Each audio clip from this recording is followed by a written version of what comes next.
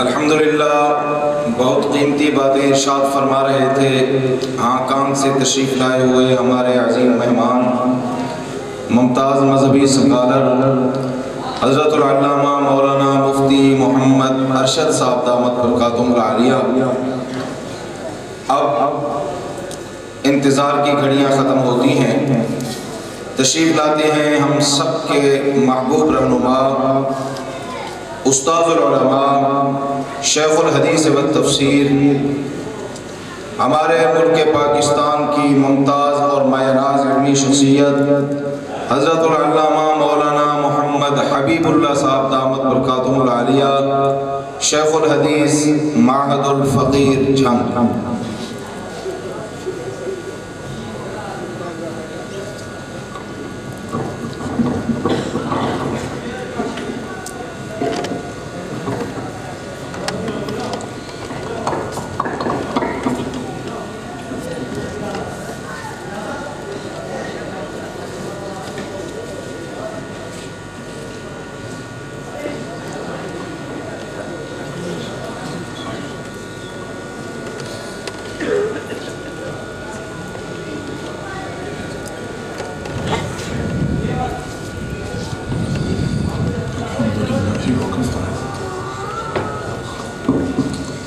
وسلام على عباده الذين اصطفى أما بعد فأعوذ بالله من الشيطان الرجيم بسم الله الرحمن الرحيم فإنها لا تعمى الأبصار ولكن تعمى القلوب التي في الصدور وقال تعالى في مقام آخر كلا بران على قلوبهم ما كانوا يكسبون وقال تعالى في مقام آخر ثم قست قلوبكم من بعد ذلك فهي كالحجارة أو أشد قسوة وإن من الحجارة لما يتفجر منه الأنهار وإن منها لما يشقق فيخرج منه الماء وإن منها لما يهبط من خشية الله وما الله بغافل عما تعملون وقال تعالى في مقام آخر ختم الله على قلوبهم وعلى سمعهم وعلى أبصارهم غشاوة وقال رسول الله صلى الله عليه وسلم إن الله لا ينظر إلى صوركم ولا إلى أموالكم ولكن ينظر إلى قلوبكم وأعمالكم أو كما قال عليه الصلاة والسلام سبحان ربك رب العزة عما يصفون وسلام على المرسلين والحمد لله رب العالمين اللهم صل على سيدنا محمد وعلى آل سيدنا محمد وبارك وسلم اللهم صل على سيدنا محمد وعلى آل سيدنا محمد وبارك وسلم اللهم صل على سيدنا محمد وعلى آل سيدنا محمد وبارك وسلم۔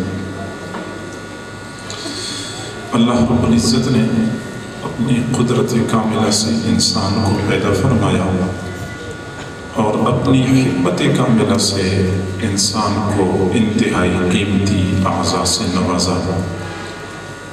انسان کا ہر عضو، ہر اندام اپنی جگہ پہ نہایت ہی قیمتی ہے، تاہم اللہ رب العزت نے انسان کے سینے کے بائیں جانب گوشت کا ایک لوتھڑا فٹ کیا ہے جسے دل کہتے ہیں۔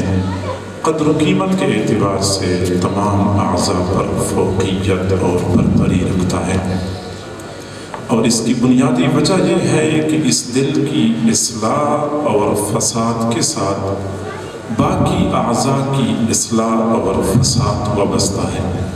حضور صلی اللہ علیہ وسلم نے بہت واضح اور کھلے دھلے انداز میں ارشاد فرمایا الا ان فی جسد بنی آدم لمضغہ، سنو انسانی جسم میں گوشت کا ایک لوتھڑا ہے، اذا صلحت صلح الجسد کلہ، جب یہ ٹھیک ہو جاتا ہے تو پورا جسم ٹھیک ہو جاتا ہے۔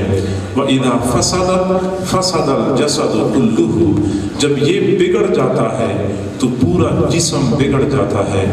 الا وہی القلب، سنو وہ انسان کا دل ہے۔ دل کے بگاڑ ہی سے بگڑتا ہے آدمی، دل کے بگاڑ ہی سے بگڑتا ہے آدمی، جس نے اسے سنوار لیا وہ سنور گیا۔ اور یہ بھی ایک حقیقت ہے کہ اللہ رب العزت کے ہاں کسی بھی انسان کی برتری اور فضیلت کا معیار مال پیسہ نہیں ہے، شکل صورت نہیں ہے، حسب نسب نہیں ہے، یہی دل کسی انسان کی فضیلت اور برتری کا معیار قرار دیا جا سکتا ہے۔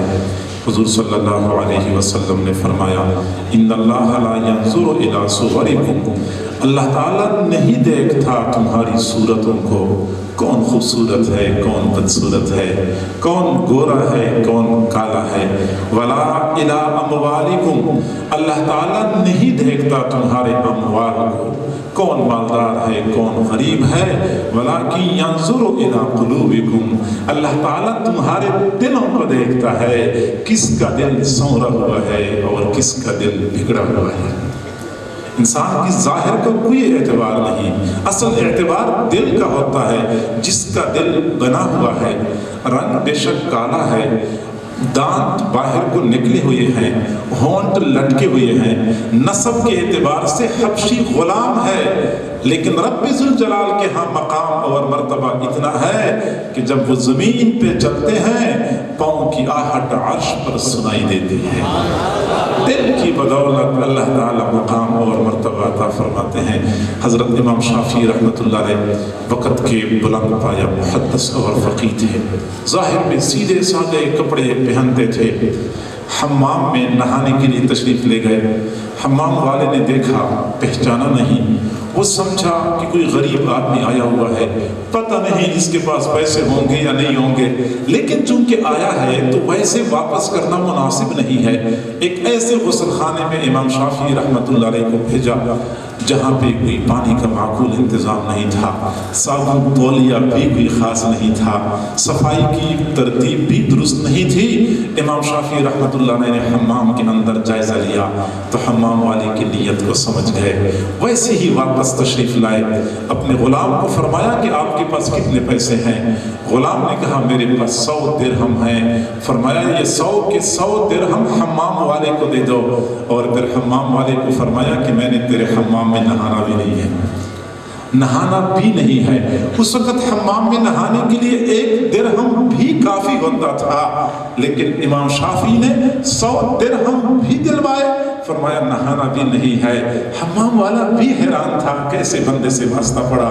امام شافعی رحمۃ اللہ علیہ باہر تشریف لائے، راستے پہ کھڑے ہو کے انتہائی قیمتی اشعار پڑھے، فرماتے ہیں علی ثیاب لو یباع جمیعها، علی ثیاب لو یباع جمیعها لکان بفلس والفلس منها اکثر، میرے جسم پہ ایسے پھٹے پرانے کپڑے ہیں، اگر یہ سارے کے سارے بیچ دیے جائیں یہ 1 پیسے کے برابر ہو جائیں گے، ممکن ہے کہ قیمت میں 1 پیسہ بھی ان سے زیادہ ہو جائے، لیکن وہ حمام والے ان پھٹے پرانے کپڑوں کو نہ دیکھ، ان کپڑوں کے اندر ایک جان ہے، اگر تو پوری روئی زمین کی خاک چھانتا پھرے گا تجھے ایسی جان کہیں بھی نہیں ملے گی۔ ظاہر کا کوئی اعتبار نہیں ہوتا، اصل دل کا اعتبار ہوتا ہے۔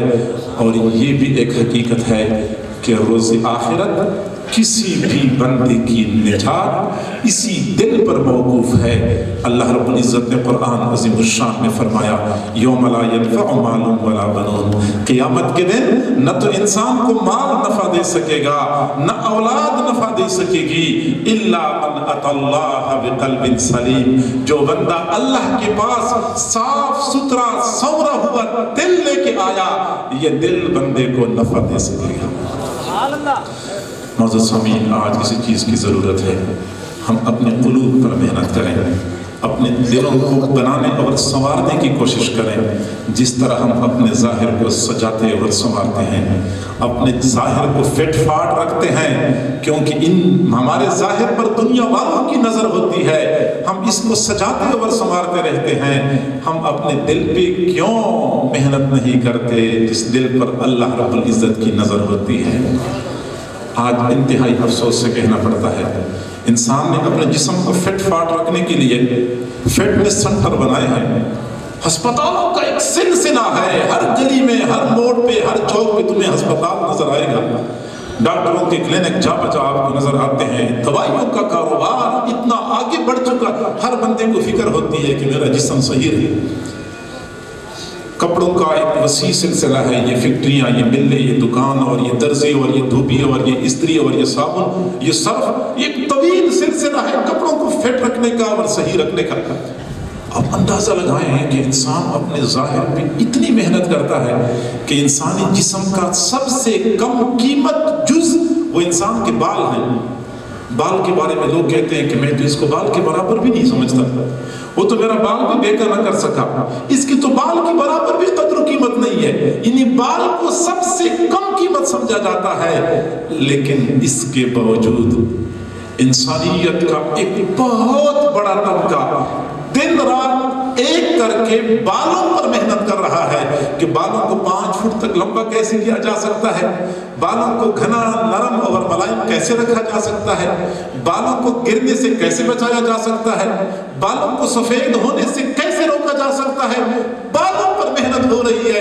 انسانیت کا بڑا طبقہ دن رات مصروف عمل ہے، جبکہ دل جو پورے جسم کے لیے صدر کی حیثیت رکھتا ہے، اصل اور اساس کی حیثیت رکھتا ہے، ہم اس پر محنت کرنے سے یکسر غافل ہو چکے ہیں۔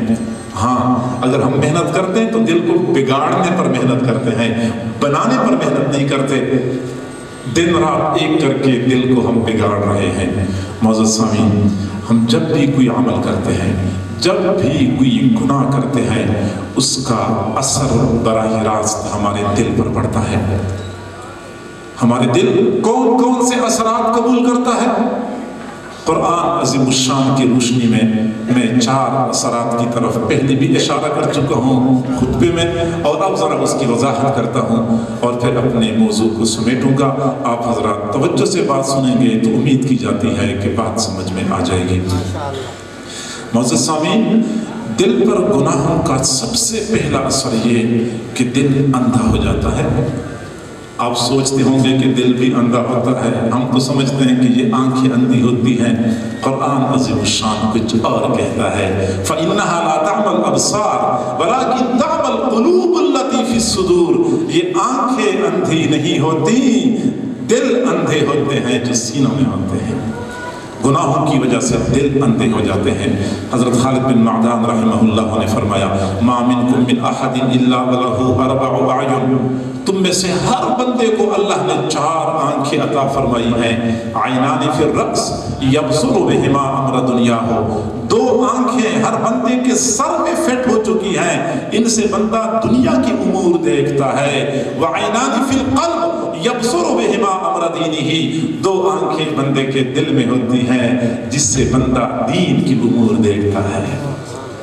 جب بندے کے سر کی آنکھیں اندھی ہو جاتی ہیں، بندہ بصارت سے محروم ہو جاتا ہے، دل کی آنکھیں اندھی ہو جاتی ہیں، بندہ بصیرت سے محروم ہو جاتا ہے۔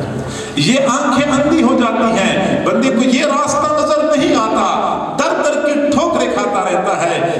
دل کی آنکھیں اندھی ہو جاتی ہیں، بندے کو دین کا راستہ نظر نہیں آتا، در در کی ٹھوکریں کھاتا رہتا ہے۔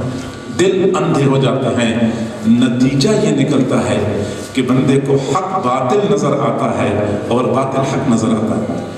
گناہوں کی کثرت بندے کو متاثر کرتی ہے۔ ایک وقت ایسا آتا ہے کہ بندے کو گناہ محسوس نہیں ہوتا، گناہ کے اندر اس کو خوبیاں نظر آتی ہیں۔ آپ اپنے اسی معاشرے میں دیکھیں، کسی بندے کو دین کی بات کریں، وہ دین کے کام میں، دین کی بات میں 1000 عیب نکال کے بتا دے گا۔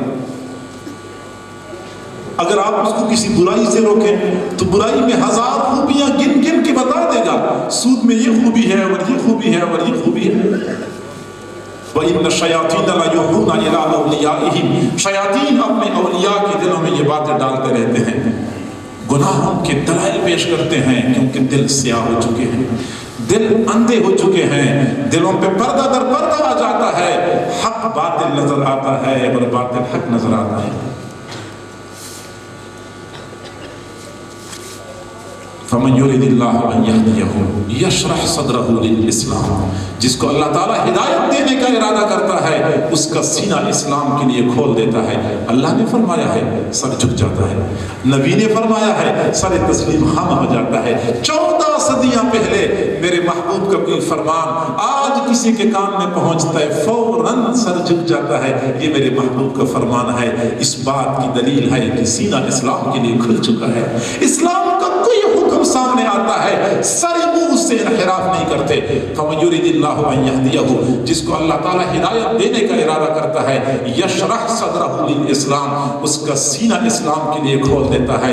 وَمَن يُرِدْ أَن يُضِلَّهُ، جس کو اللہ تعالیٰ گمراہ کرنے کا ارادہ کر دیتا ہے، يَجْعَلْ صَدْرَهُ ضَيِّقًا حَرَجًا كَأَنَّمَا يَصَّعَّدُ فِي السَّمَاءِ، اس کا سینہ تنگ کر دیتا ہے، کر دیتا ہے۔ دین پہ عمل کرنا اتنا دشوار ہوتا ہے جیسا آسمان پہ چڑھنا دشوار ہوتا ہے۔ آپ لوگ نہیں دیکھتے صبح سے لے کے شام تک گندی مردار بدبودار دنیا کی خاطر جاپانی مشین کی طرح نان سٹاپ کا بھاگتے رہتے ہیں، تھکتے نہیں ہیں دنیا کمانے کے لیے، جیسے جاپانی سیل لگے ہوتے ہیں، بھاگ رہے ہوتے ہیں۔ جو صبح سے لے کے شام تک دنیا کی خاطر بھاگ دوڑ کر سکتا ہے، وہی بندہ نماز کے وقت 2 مرتبہ اللہ کے سامنے زمین پہ سر نہیں ٹیک سکتا۔ وجہ کیا ہوتی ہے؟ دین کے لیے سینہ تنگ ہو جاتا ہے، دین پہ عمل کرنا دشوار ہوتا ہے، یہ گناہوں کا اثر ہوتا ہے، دل اندھا ہو جاتا ہے۔ اور اس کے بالمقابل جو لوگ تقوی بھری زندگی گزارتے ہیں، گناہوں سے پاک صاف زندگی گزارتے ہیں، ان کو اللہ تعالیٰ نور فرقان عطا کرتا ہے۔ ایسا نور ان کو عطا کیا جاتا ہے جس کی بدولت ان کے لیے حق اور باطل میں فرق کرنا آسان ہو جاتا ہے، حرام اور حلال کو پہچاننا دشوار نہیں ہوتا، جائز اور ناجائز کا پہچاننا اس کے لیے کوئی مشکل نہیں ہوتا۔ یہ نور فرقان، ان تتقوا اللہ یجعل لکم فرقانا، اگر تم تقوی اختیار کرو گے اللہ تعالیٰ تمہیں نور فرقان عطا کرے گا۔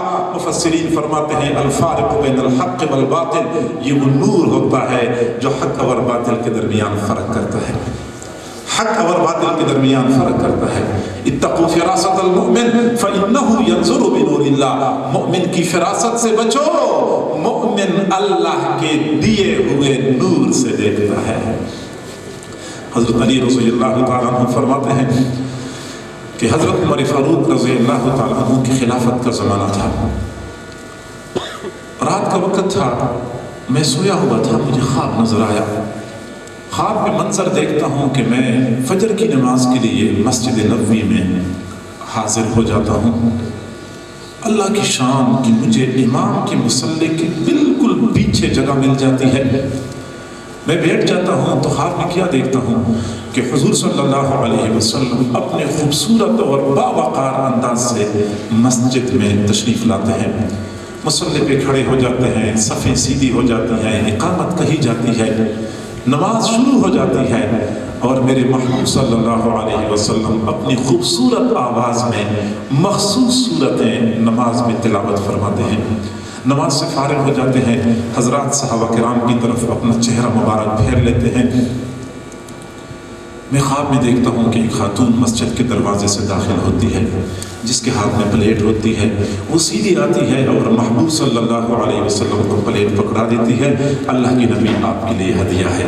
محبوب نے دیکھا پلیٹ میں کھجوری تھی، ایک کھجور اٹھائی اور مجھے پکڑا دی، علی یہ کھجور آپ کھا لیں۔ میں نے کھجور منہ میں ڈالی، اتنی لذیذ اتنی مزیدار کھجور تھی کہ ایسی کھجور میں نے زندگی میں پہلے کبھی نہیں کھائی تھی، بس کھجور حلق سے اتر رہی تھی کہ میری آنکھ کھل گئی۔ اتنا مجھے افسوس ہو گیا، میں نے کہا یا اللہ اتنا خوبصورت اتنا پیارا خواب تھا، یہ خواب اور لمبا ہو جاتا لیکن خواب تھا ختم ہو چکا تھا۔ میں نے وقت کا اندازہ لگایا، اندازہ ہوا کہ تہجد کا وقت ہے، میں نے تہجد کی نماز پڑھ لی، پھر فجر کی نماز کے لیے مسجد میں حاضر ہوا، مجھے امام کے مصلی کے بالکل پیچھے جگہ مل گئی، میں امام کا انتظار کرتا رہا۔ فاروقی دور تھا، حضرت عمر فاروق نماز پڑھایا کرتے تھے، جیسے میں نے خواب میں اپنے محبوب کو دیکھا بالکل اسی انداز میں حضرت عمر رضی اللہ تعالیٰ عنہ کو مسجد میں داخل ہوتے ہوئے دیکھ لیا، باوقار انداز سے مصلی پہ تشریف لائے، صفیں سیدھی ہو گئی، اقامت کہی گئی، جماعت کھڑی ہو گئی، جو صورتیں میں نے حضور صلی اللہ علیہ وسلم سے خواب میں نماز میں سنی تھی، حضرت عمر رضی اللہ عنہ نے بالکل وہی صورتیں تلاوت فرمائی۔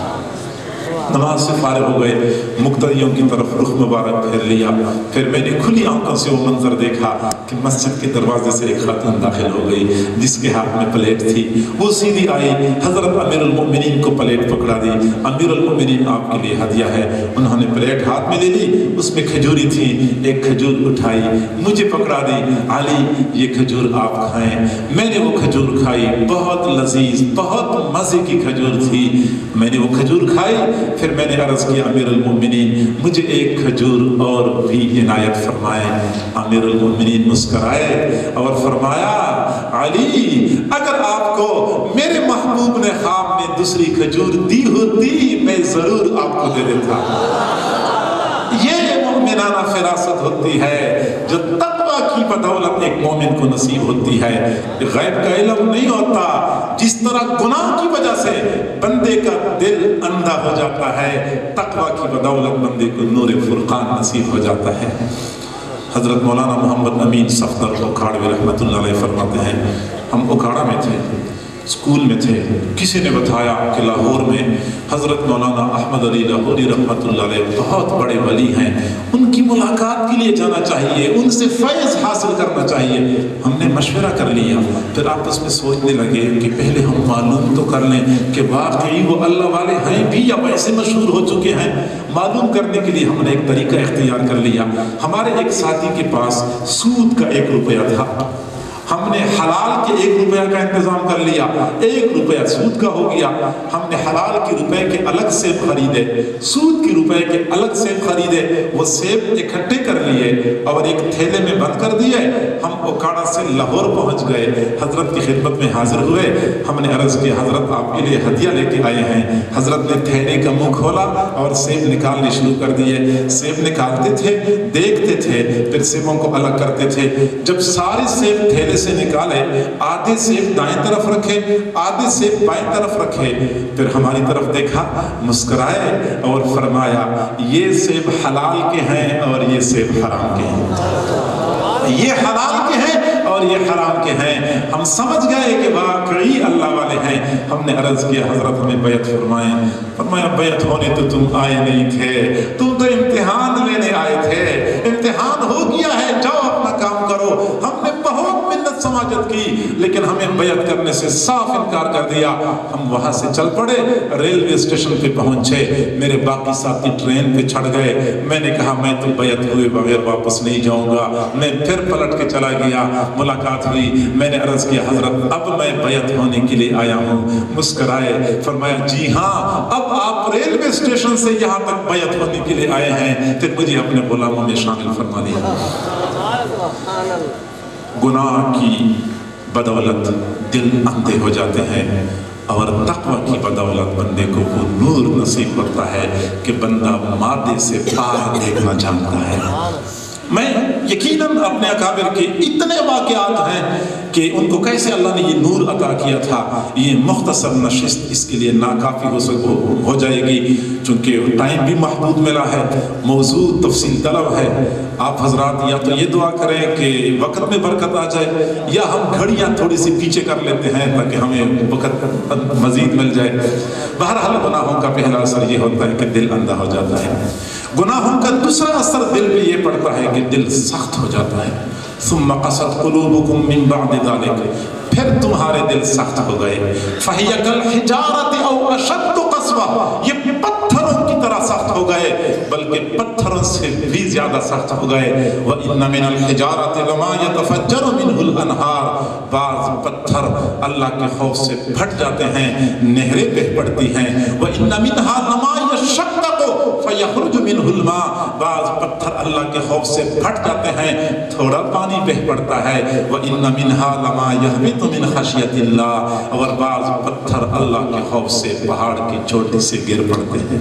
کبھی سنا ہے پہاڑی تودا گر پڑا، پہاڑی چٹان گر پڑی؟ یہ بڑی بڑی چٹانیں کیوں گرتی ہیں؟ کسی نے پیچھے سے دھکا نہیں دیا ہوتا، زمین پہ زلزلہ نہیں آیا ہوتا، یہ بڑی بڑی چٹانیں اللہ رب العزت کے خوف سے زمین پہ گرتی ہیں۔ قرآن عظیم الشان اس بات پہ گواہ ہے۔ پتھر خوف خدا رکھتے ہیں۔ انسان جب گناہ کرتا ہے دل سخت ہو جاتا ہے، پتھر بن جاتا ہے، پتھر سے بھی زیادہ سخت ہو جاتا ہے۔ اس کا نتیجہ کیا نکلتا ہے؟ نتیجہ یہ ہوتا ہے کہ انسان ظاہر میں انسان نظر آتا ہے، حقیقت میں درندہ بن جاتا ہے، بلکہ درندوں سے بھی بدتر بن جاتا ہے۔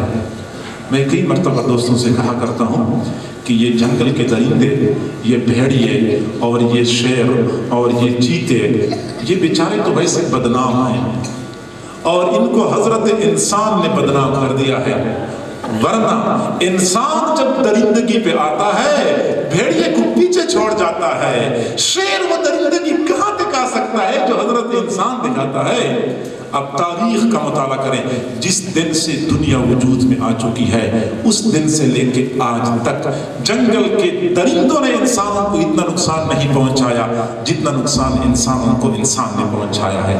جو کہتا ہے میں اشرف المخلوقات ہوں، میں سب سے برتر ہوں، یہی انسان ہے جس نے انسانوں پر اللہ کی وسیع سرزمین تک کر رکھی ہے۔ آج اگر ہم خوف و ہراس کا شکار ہیں، آج اگر ہر بندہ پریشان ہے، ہر بندے کی جان مال اور عزت غیر محفوظ ہے، کیوں غیر محفوظ ہے؟ ہمیں سانپوں نے غیر محفوظ کر دیا ہے، ہمیں بچھوؤں نے غیر محفوظ کر دیا ہے؟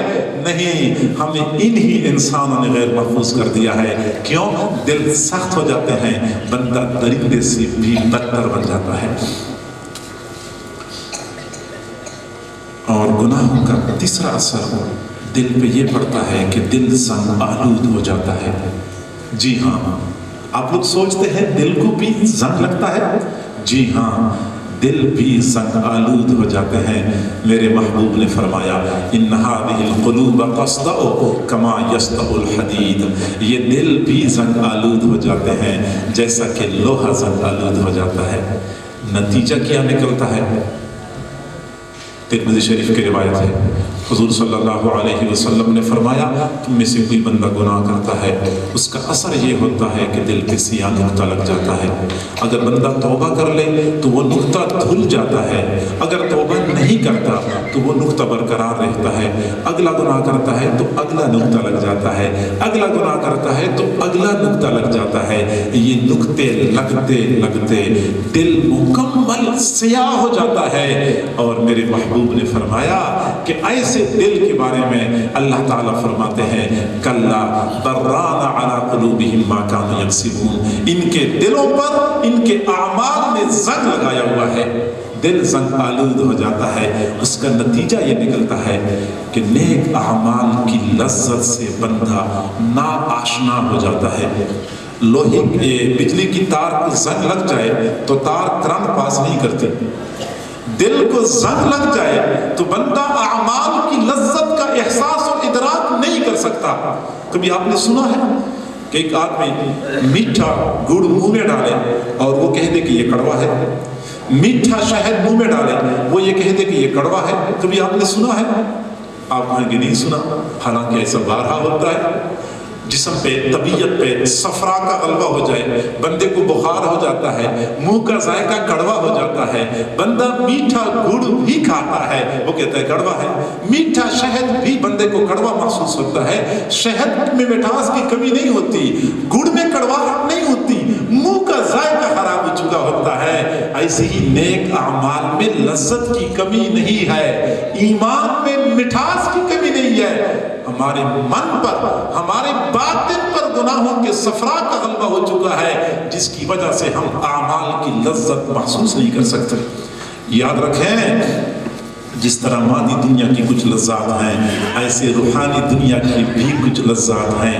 مادی دنیا میں نرم اور مرغب غذائیں کھانے کا اپنا مزہ ہے، روحانی دنیا میں اللہ رب العزت کی خاطر بھوک پیاس برداشت کرنے کا اپنا مزہ ہے، نرم نرم بستروں پہ شباشی کرنے کا اپنا مزہ ہے، لیکن سردیوں کے موسم میں تاریک رات میں اپنے اللہ کے سامنے مصلی پہ رکوع سجدہ کرنے کا اپنا مزہ ہے، یار دوست کے درمیان محفلوں میں کھلکھلا کے ہنسنے کا اپنا مزہ ہے، لیکن رات کی تنہائیوں میں اللہ رب العزت کے سامنے آنسو بہانے کا اپنا مزہ ہے، دوستوں کے ساتھ چل کے سیر سپاٹے کرنے کا اپنا مزہ ہے، اللہ رب العزت کی اس دین متین کی خاطر در در کی ٹھوکریں کھانے کا اپنا مزہ ہے، سکرین کے سامنے بیٹھ کے تھرکتے جسموں کے تماشے دیکھنے کا اپنا مزہ ہے، قرآن عظیم الشان کو کھول کے تلاوت کرنے کا اپنا مزہ ہے۔ مادی دنیا کی اپنی لذات ہیں، روحانی دنیا کی اپنی لذات ہیں۔ میرے پیر و مرشد میرے حضرت نے فرمایا انسانی نفس لذات کا خوگر ہے، اس کو عبادات کی لذت سے آشنا کر دو، کبھی یہ تھکے گا نہیں۔ آج جو ہم تلاوت کرتے ہیں تھوڑی دیر بعد اکتا جاتے ہیں، جی بھر جاتا ہے، دل سیر ہو جاتا ہے، وجہ یہ ہے کہ دل بیمار ہے۔ اگر یہ دل صحت مند ہو جائے، حضرت عثمان غنی رضی اللہ تعالیٰ عنہ ایک رکعت میں پورا قرآن ختم کیا کرتے تھے اور پھر فرمایا کرتے تھے واللہ قسم ہے خدا کی لو صحت قلوبکم لما شبعت من تلاوت القرآن، اگر تمہارے دل صحیح ہو جائیں یہ کبھی قرآن کی تلاوت سے سیر نہ ہو۔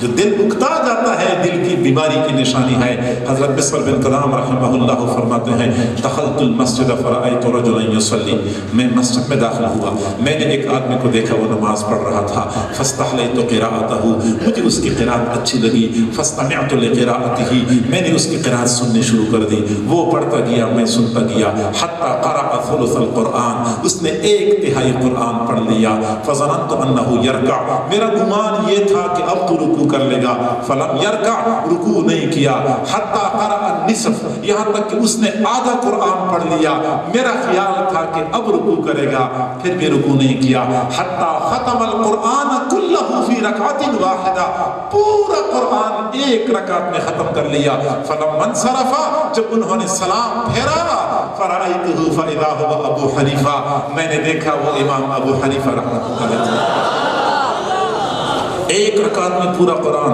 اس جسم کی قوت کی بدولت نہیں ہوتا، یہ اعصابی طاقت کے زور پہ نہیں ہوتا، یہ خون کی کثرت اور خون کی شدت اور گرمی کی بنیاد پہ نہیں ہوتا، یہ اعمال کی حلاوت کی بنیاد پہ ہوتا ہے۔ بندے کو مزہ آ رہا ہوتا ہے، قرآن چھوڑنے کو دل نہیں کرتا، تو نیک اعمال کی لذت سے بندہ ناآشنا ہو جاتا ہے جب دل زنگ آلود ہو جاتا ہے۔ حضرت حاجی امداد اللہ مہاجر مکی رحمۃ اللہ علیہ سے کسی نے عرض کیا حضرت سنا ہے جنت میں حور و قصور ہوں گے، جنت میں حور و قصور ہوں گے؟ فرمایا جی ہاں سنا تو میں نے بھی ہے کہ جنت میں حور و قصور ہوں گے، لیکن ہم اگر جنت میں گئے ہم تو کہیں گے اللہ نہ ہمیں حور چاہیے نہ قصور چاہیے، ہمیں عرش کے نیچے ایک مصلی بچھانے کی جگہ چاہیے، ہم مصلی بچھائیں اور اللہ کے سامنے نماز پڑھنے میں مصروف ہو جائیں۔ آپ اندازہ لگائیں ہمارے اکابر کو نماز پڑھنے میں کتنی لذت ملتی ہوگی کہ نماز کی لذت پہ جنت کے حور و قصور کو بھی قربان کرنے کے لیے تیار تھے۔ گناہوں کا پہلا اثر جو دل پہ پڑتا ہے دل اندھا ہو جاتا ہے، دوسرا اثر دل سخت ہو جاتا ہے، اور تیسرا اثر دل زنگ آلود ہو جاتا ہے، اور چوتھا اثر دل مہر زدہ ہو جاتا ہے۔ ختم اللہ علی قلوبہم، اللہ نے ان کے دلوں پر مہر لگا دی ہے، اور جب دل پہ مہر لگ جاتی ہے تو دل میں حق بات نہیں اترتی۔ یہود کہا کرتے تھے وقالوا قلوبنا غلف، ہمارے دلوں پہ غلاف چڑھ چکے ہیں، غلاف در غلاف، پردہ در پردہ آ جاتا ہے، سب کچھ کھلی آنکھوں سے دیکھنے کے باوجود بندے کو کچھ بھی نظر نہیں آتا۔ اللہ تعالیٰ نے قرآن پاک میں ارشاد فرمایا ام علی قلوب اقفالها، ان کے دلوں کو تالے لگ چکے ہیں۔ دل کو تالا لگ جانا دل پہ غلاف کا چڑھ جانا، دل کو کے اوپر مہر کا لگ جانا، سب کا ایک ہی معنی ہے کہ دل میں حق قبول کرنے کی استعداد ختم ہو جاتی ہے۔ آج سننے والوں کا شکوہ ہے کہ بولنے والوں کی زبان میں تاثیر نہیں رہی، بیان سننے آتے ہیں، تقریر سننے آتے ہیں، گھنٹہ 2 گھنٹے 3 گھنٹے بیٹھے رہتے ہیں، اور افسوس سے کہنا پڑتا ہے کہ جیسے آئے ہوتے ہیں ویسے ہی خالی ہاتھ واپس چلے جاتے ہیں، ذرہ برابر بھی دل میں تبدیلی نہیں آتی۔ وجہ کیا ہے؟ آپ پوچھیں گے، وہ کہیں گے بس جی لوگوں کے بولنے میں تاثیر نہیں رہی، لوگوں کی زبانیں بے اثر ہو گئی۔ یقیناً آپ کا یہ شکوہ بجا ہے کہ بولنے والوں کی زبان بے اثر ہو چکی ہے، زبان میں تاثیر نہیں رہی۔ لیکن بولنے والوں سے پوچھیں، وہ کہتے ہیں سننے والوں کے دلوں کی دھرتی بنجر ہو چکی ہے، قبول کرنے کی صلاحیت ہی نہیں ہے۔ میں مانتا ہوں میری زبان میں اثر نہیں ہے، میرے اپنے الفاظ آپ پر اثر نہیں کریں گے، میرے شیخ کے الفاظ آپ پہ اثر نہیں کریں گے، میری استاد کے الفاظ آپ پہ اثر نہیں کر سکتے، لیکن قرآن تو وہی ہے جس نے آج سے 14 صدیاں پہلے عرب سرزمین پہ انقلاب برپا کر دیا تھا۔ وہ قرآن ہم پر اثر کیوں نہیں کر رہا؟ وہ قرآن جس کے بارے میں اللہ رب العزت نے فرمایا لو انزلنا هذا القرآن على جبل لرأيته خاشعا متصدعا من خشیت اللہ، ہم اس کو کسی پہاڑ پہ اتارتے، پہاڑ بھی ریزہ ریزہ ہو جاتا، اللہ کے خوف سے دب جاتا۔ انسان کا دل جب سخت ہو جاتا ہے پتھر سے بھی زیادہ سخت ہو جاتا ہے، قرآنی آیات کی تلاوت ہوتی رہتی ہے، دل پہ اثر نہیں پڑتا، دل پہ مہر لگ جاتی ہے، حق بات قبول کرنے کی صلاحیت ختم ہو جاتی ہے۔ صحیح بخاری شریف کی روایت ہے، حضور صلی اللہ علیہ وسلم نے ایک تفصیلی حدیث میں لوگوں کے قلوب کو ایک مثال سے سمجھایا ہے۔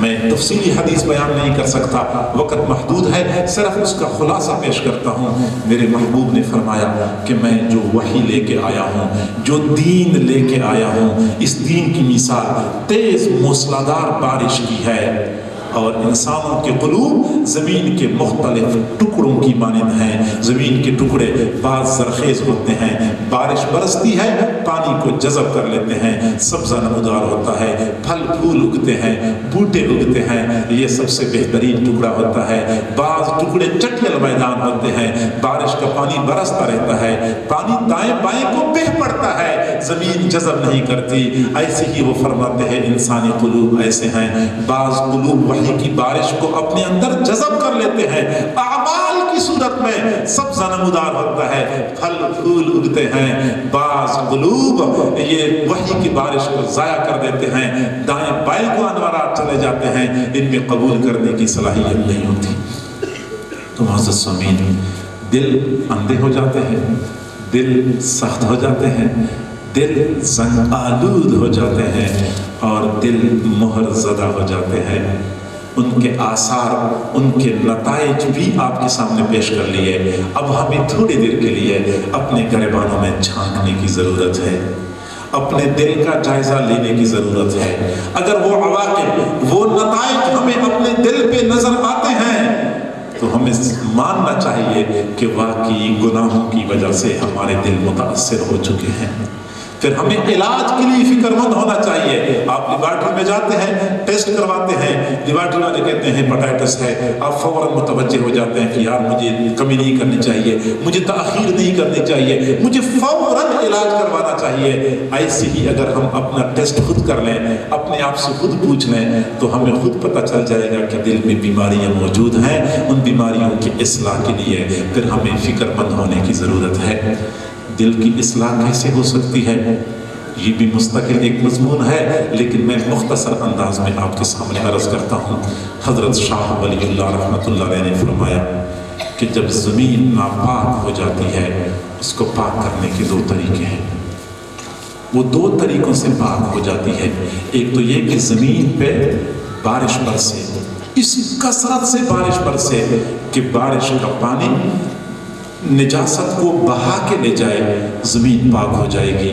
دوسرا طریقہ یہ ہے کہ زمین پہ سورج کی شعائیں پڑیں، اس شدت کی شعائیں پڑیں کہ نجاست کو جلا دے، نام و نشان مٹ جائے، زمین پاک ہو جائے گی۔ حضرت شاہ ولی اللہ رحمۃ اللہ علیہ فرماتے ہیں ایسی ہی جب دل کی دھرتی ناپاک ہو جاتی ہے اس کو بھی پاک کرنے کے دو طریقے ہیں. ایک تو یہ کہ بندہ ذکر کی کثرت کرے. کثرت ذکر سے دل میں انوارات کی بارش برستی ہے اور یہ انوارات کی بارش میل کو چھیل کو دھو دیتی ہے. دل صاف ستھرا چمکدار بن جاتا ہے. لِكُلِّ شَيْءٍ سِقَالَةٌ وَسِقَالَةُ الْقُلُوبِ ذِكْرُ اللَّهِ. ہر چیز کو چمکانے کی ایک پالش ہوتی ہے. دلوں کو چمکانے کی پالش اللہ کی یاد ہے. اللہ کو یاد کرنا دلوں کو چمکا دیتا ہے. اللہ کی یاد بندے کے دل کے اوپر سے زنگ کو میل کو چیل کو دھو دیتی ہے. اور آج نہایت ہی افسوس سے کہنا پڑتا ہے کہ لوگ غافل ہو چکے ہیں. لوگ غافل ہو چکے ہیں. ذاکرین بہت کم ملتے ہیں. ہزاروں میں سے کوئی ایک آدھ ایسا نظر آتا ہے جس کا دل اللہ کی یاد سے معمور ہوتا ہے. ورنہ اکثر ایسے ہوتے ہیں کہ دل مردہ ہوتے ہیں, اللہ کی یاد سے غافل ہوتے ہیں. عوام الناس کا ہم کیا شکوہ کریں کہ میں خود ایک طالب علم ہوں. ہمارے اپنے ہی مدارس میں اپنی ہی طلباء میرے اپنے ہمدرس ان کا یہ حال ہوتا ہے کہ ان کی 24 گھنٹے کی زندگی غفلت میں گزر رہی ہوتی ہے. چونکہ آپس کی بات ہے اکثر مجھے علماء طلباء ہی نظر آ رہے ہیں. ہمارا حال یہ ہے ہم قرآن کی تلاوت کرتے ہیں. ایک پارہ اگر ہم پڑھتے ہیں میں کہتا ہوں بلا مبالغہ ایک پارے میں سینکڑوں مرتبہ اللہ کا نام ہم اپنی زبان سے ادا کرتے ہیں. سینکڑوں مرتبہ ادا کرتے ہیں لیکن ایک مرتبہ بھی ہمارا دھیان اللہ کی طرف جاتا نہیں ہے. قاری صاحب صبح سے لے کے شام تک بچوں سے قرآن سنتا ہے, بچوں کو قرآن پڑھاتا ہے. صبح سے لے کے شام تک ایک مرتبہ بھی اللہ کی طرف دھیان نہیں جاتا. کسی نے تصویر بھیجی, اس نے ٹماٹر کو کاٹا. ٹماٹر کے بیچ میں سے جو بیج تھے وہ ایسے بنے ہوئے تھے کہ جیسے کہ اللہ کا نام لکھا ہوا ہو. اور وہ بڑی خوشی سے یہ تصویر دوسروں کو بھیج رہا تھا موبائل فون کے ذریعے سے. دیکھیں ٹماٹر کے اندر میں بھی اللہ کا نام لکھا ہوا ہے. اگلے بندے نے بہت اچھا تبصرہ لکھا کہ جی ہاں ہم ٹماٹر کے اندر سے اور بھینگن کے اندر سے تو اللہ کا نام تلاش کرتے ہیں لیکن کاش کہ ہم نے کبھی اپنے دل کے اندر اللہ کا نام تلاش نہیں کیا. مجال ہے کہ ہمارا دل کبھی اللہ کی طرف متوجہ ہو جائے. ٹماٹروں کے اندر اللہ کا نام تلاش کرتے ہیں. سب سے پہلی وحی جو میرے محبوب پہ نازل ہوئی تھی اس وحی میں دو چیزوں کی طرف متوجہ کیا گیا تھا. اقرا بسم ربک, اقرا بسم ربک. دو چیزیں الگ الگ ہیں. اقرا علم کی طرف متوجہ کیا جا رہا ہے, بسم ربک ذکر کی طرف متوجہ کیا جا رہا ہے. افسوس سے کہنا پڑتا ہے کہ وہ علم اور وہ ذکر جس میں اسلام کے پہلے دن تلاسم بتایا گیا ہے آج ہم نے ان دونوں کو الگ الگ کر دیا. مدرسہ الگ ہے, خانقاہ الگ ہے, شریعت الگ ہے, طریقت الگ ہے, علم الگ ہے, ذکر الگ ہے. حالانکہ شریعت اور طریقت کا تلازم, مدرسہ اور خانقاہ کا تلازم, علم اور ذکر کا تلازم ہے. آپ لوگ نہیں دیکھتے وہ 6 نمبروں میں سے 1 نمبر علم ذکر دونوں کو اکٹھا کر دیا ہے. تلازم ہے. اور افسوس سے کہنا پڑتا ہے کہ کئی مرتبہ ہمارے اکابر کے نام لیوا علماء دیوبند رحمہ اللہ کے پرستار, ان کے اوپر مرنے مٹنے والے, وہ بھی یہ کہتے ہیں کہ اگر طالب علم نے طالب علمی کے زمانے میں علم کے ساتھ ساتھ ذکر کرنا شروع کر لیا, کسی اللہ والے سے وظیفہ لے لیا, کہیں وہ اللہ والے کے ہاتھ پہ بیعت ہو گیا, یہ بیعت اور یہ ذکر اذکار یہ تحصیل علم میں رکاوٹ بن جاتے ہیں.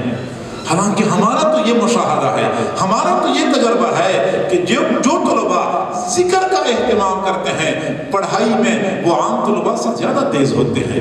ان کا حافظہ مضبوط ہوتا ہے, تھوڑے وقت میں زیادہ سبق یاد کر لیتے ہیں. دل و دماغ میں گندے خیالات نہیں آتے, منتشر خیالات سے ان کے حافظے کمزور نہیں ہوتے کیونکہ ہر وقت دل کی سوئی اللہ کی طرف ہوتی ہے. دل و دماغ کے خیالات کتنے پاکیزہ ہوں گے اللہ رب العزت کی جانب سے علوم کا اتنا ہی ہوگا. حضرت مولانا اشرف علی تھانوی رحمۃ اللہ علیہ فرماتے ہیں کہ میں دارالعلوم دیوبند میں جلالین شریف پڑھتا تھا, اپنے ساتھیوں کو تکرار بھی میں کرایا کرتا تھا. رات کے وقت پر تکرار کر رہے تھے، ایک اشکال سامنے آیا، جواب سمجھ میں نہیں آ رہا تھا۔ میں نے اپنے ساتھیوں سے پوچھا، ان کو بھی جواب سمجھ میں نہیں آ رہا تھا۔ پھر آپس میں کہنے لگے استاد جی سے پوچھنا چاہیے۔ میں نے کہا استاد جی اس وقت آرام کر رہے ہوں گے، فجر کی نماز کے لیے جب استاد مسجد میں تشریف لائیں گے تو اس وقت میں سوال پوچھ لوں گا۔ جب میں فجر کی نماز کے لیے مسجد جانے لگا، جلالین شریف کی کتاب میں نے اپنے سینے سے لگائی، مسجد میں پہنچا، فجر کی نماز سے فارغ ہو گئے، میرے استاد بھی فارغ ہو کے حجرے کی طرف تشریف لے جانے لگے۔ میں نے کوشش بہت کی کہ میں اپنے استاد کے سامنے کتاب آگے کر دوں، ان سے وہ سوال پوچھ لوں، لیکن رات کی عبادات کا میرے استاد کے چہرے پہ اتنا اثر ہوتا تھا، چہرے پہ صبح کے وقت اتنا روب ہوتا تھا کہ کوئی بندہ آگے بڑھ نہیں سکتا تھا۔ میں پیچھے پیچھے رہا، میرے استاد حجرے میں داخل ہو گئے، میں بھی پیچھے سے حجرے کے دروازے کے پاس پہنچا۔ میرے استاد کا معمول یہ تھا، فجر کی نماز کے بعد سے لے کے اشراق تک ذکر کیا کرتے تھے۔ انہوں نے دروازے کی کنڈی لگائی، میں باہر کھڑا ہو گیا، سردیوں کا موسم تھا، یخ بست ہوا چل رہی تھی، شدت سردی کے باوجود میں وہیں پہ کھڑے استاد کے باہر نکلنے کا انتظار کرتا رہا۔ فرماتے ہیں میرے استاد نے حجرے کے اندر لا الہ الا اللہ کی ضربیں لگانی شروع کر دی۔ فرماتے ہیں ضربیں تو میرے استاد حجرے کے اندر لگا رہے تھے، لیکن ان ضربوں کی گرمی میں باہر اپنے سینے میں محسوس کر رہا تھا۔ ایسی زوردار ضربیں میرے استاد نے لگائیں کہ جب کافی دیر کے بعد انہوں نے دروازہ کھولا، میں نے دیکھا شدید سردی کے موسم میں ان کی پیشانی پسینہ پسینہ تھی۔ پوچھا اشرف علی کیسے کھڑے ہو؟ میں نے عرض کیا استاد جی یہ اشکال سمجھ میں نہیں آ رہا۔ استاد نے وہیں پہ کھڑے کھڑے اس اشکال کے بارے میں ایک تقریر فرمائی۔ تقریر اتنی عمیق، اتنی دقیق تھی، نہ مجھے الفاظ سمجھ آئے، نہ مجھے معانی کا پتہ چلا۔ فرمایا اشرف علی سمجھ گئے؟ میں نے کہا حضرت مجھے تو کچھ بھی سمجھ نہیں آیا۔ تھوڑا نزول فرمائے۔ حضرت نے اس دفعہ آسانی فرمائی، تقریر اتنی آسان کر لی کہ الفاظ تو مجھے مانوس لگے، معانی کا پھر بھی پتہ نہیں چلا۔ پوچھا اشرف علی سمجھ گئے؟ میں نے کہا حضرت میں اب بھی نہیں سمجھا۔ پھر مسکرائے، فرمائے اشرف علی اس وقت آپ کو کچھ بھی سمجھ نہیں آئے گا، پھر کسی وقت آئیں میں آپ کو سمجھاؤں گا۔ حضرت تھانوی رحمت اللہ علیہ فرماتے ہیں کہ ذکر کی کثرت کی وجہ سے میرے استاد پہ علم کا ایسا ورود ہو رہا تھا کہ اشرف علی تھانوی جیسا طالب علم بھی اپنے استاد کی بات نہیں سمجھ سکا۔ ایسے علوم وارد ہو رہے تھے۔ ذکر اور علم میں تلازم ہے، ذکر کی کثرت سے دل کے اوپر سے زنگ دھل جاتا ہے، میل کچیل ختم ہو جاتی ہے۔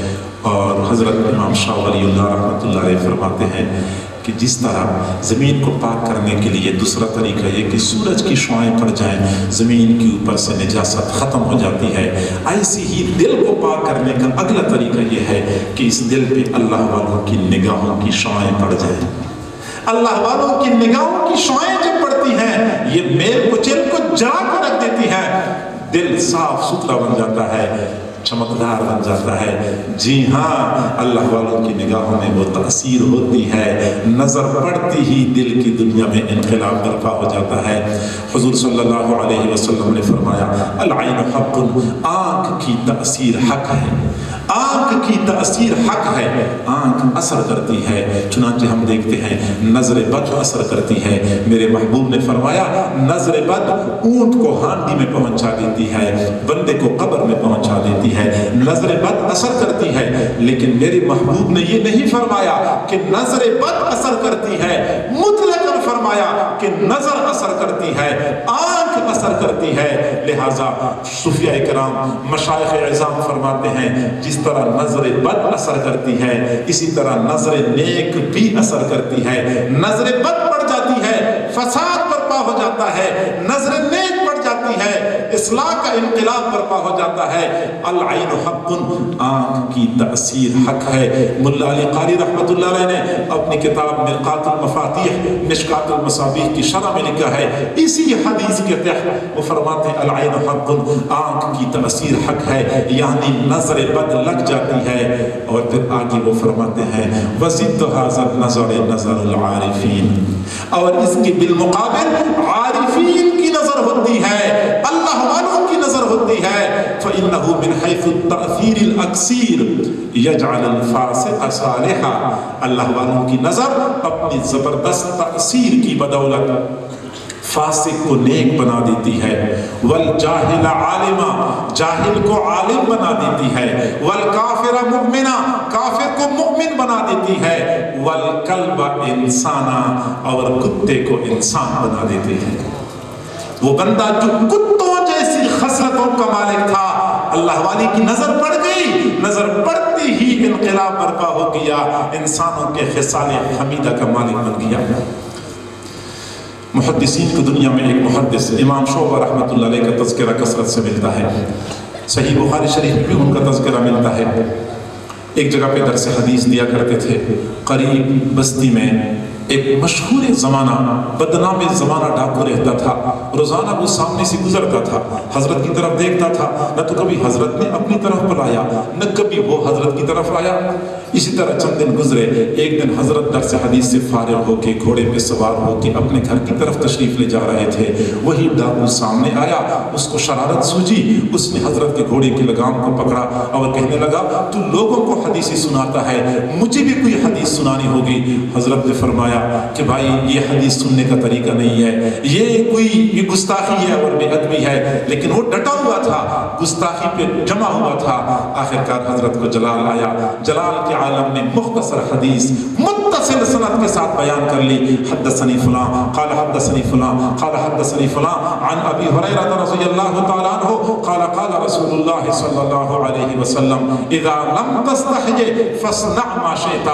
حضور علیہ الصلوۃ والسلام نے فرمایا جب آپ کے اندر سے حیا ختم ہو جائے پھر جو جی چاہی تو کر لے، بے حیا باش بہر جہاہی باش، بے حیا بن جا تو سب کچھ بن سکتا ہے۔ ایک اللہ والی کی زبان سے نکلے ہوئے الفاظ تھے، تیر کی طرح اس کے دل میں پیوست ہو گئے، اس کے دل پہ چوٹ لگی، سوچنے لگا میں کتنا برا ہوں، ابھی تک میں نے عام لوگوں کو پریشان کیا رکھا، اب میں نے اللہ والوں کو بھی پریشان کرنا شروع کر دیا۔ اسی وقت معافی مانگ لی، نہ صرف یہ کہ حضرت سے معافی مانگ لی بلکہ حضرت کے شاگردوں میں شامل ہو گئے، نہ صرف یہ کہ حضرت کے شاگردوں میں شامل ہو گئے بلکہ علامہ ذہبی رحمۃ اللہ علیہ سیر اعلام النبلاء میں لکھتے ہیں کہ وہی ڈاکو بعد میں امام بخاری رحمۃ اللہ علیہ کے استاد بن گئے۔ آج محدثین کی دنیا میں اس ڈاکو کو عبداللہ بن مسلمہ کے نام سے یاد کیا جاتا ہے۔ جی ہاں، اللہ والوں کی نظر پڑتی ہے، انقلاب برپا ہو جاتا ہے۔ چنانچہ ہمارے حضرات اکابر علماء دیوبند رحمہ اللہ، میں بالکل یہ آخری بات عرض کرتا ہوں، اکابر علماء دیوبند رحمہ اللہ کی یہ امتیازی خصوصیت تھی کہ وہ شریعت اور طریقت دونوں کو ساتھ ساتھ لے جانے والے تھے۔ ایک طرف شریعت کو مضبوطی سے تھامنے والے تھے، دوسری طرف طریقت کے ساتھ بھی ندھی ہونے والے تھے۔ دارالعلوم دیوبند میں یہ عجیب منظر ہوتا تھا، دن کا وقت ہوتا تھا، درسگاہوں سے قال اللہ و قال الرسول کی آوازیں آ رہی ہوتی تھیں، اور رات کی تاریکی میں انہی درسگاہوں سے پھر لا الہ الا اللہ کی ضربوں کی صدائیں بلند ہوا کرتی تھی۔ میرے اکابر حضرات علماء دیوبند رحمہم اللہ مرج البحرین کا مصداق ہوا کرتے تھے، شریعت کے اگر ماہر تھے تو طریقت کے حامل بھی ہوا کرتے تھے، اگر مسند حدیث پہ بیٹھے ہوتے تھے تو اسقلانی اور قسطلانی کی یادیں تازہ کیا کرتے تھے، اگر مسند ارشاد پہ بیٹھے ہوتے تھے تو جنید اور بایزید نظر آیا کرتے تھے۔ ایسی ہی مرج البحرین کا مصداق ہوا کرتے تھے۔ اللہ رب العزت ہم سب کو سمجھنے اور عمل کرنے کی توفیق عطا فرمائے۔ وآخر دعوانا ان الحمدللہ رب العالمین۔